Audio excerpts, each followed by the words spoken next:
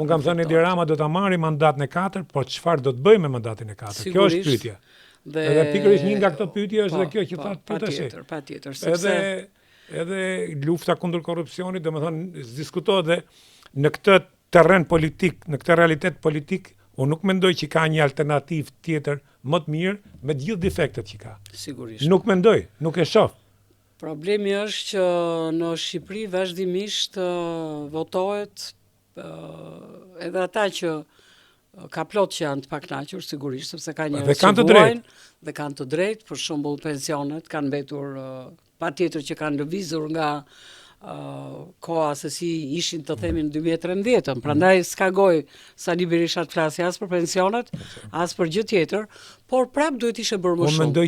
Them që duhet ishe bërë më shumë në mënyrë të veçantë në aspektin social, duke qenë që Partia Socialiste është një parti që i përket qendrës së djathtë qendrës social-demokrate, pra të qendrës, pra të majtës së qendrës europiane, dhe sigurisht programet e saj dhe politika sociale duhet të jenë në themel të politikave qeverisë.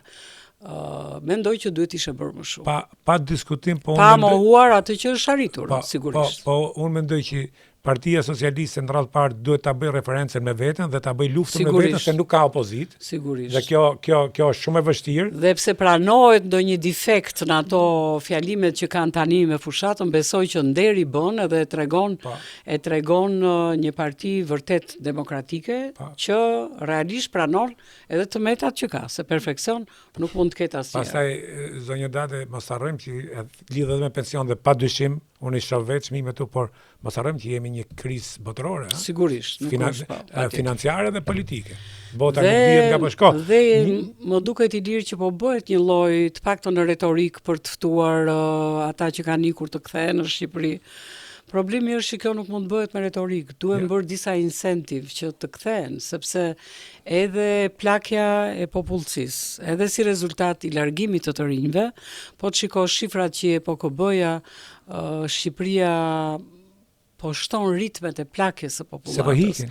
Jo vetëm që po ikin, dhe po ikën mosha që është në kohën e riprodhimit të popullatës, por gjithashtu edhe ajo pasiguria për t'i ofruar familjes, fëmijëve një jetesë më të mirë ka ndikuar edhe në paksimin e lindjeve.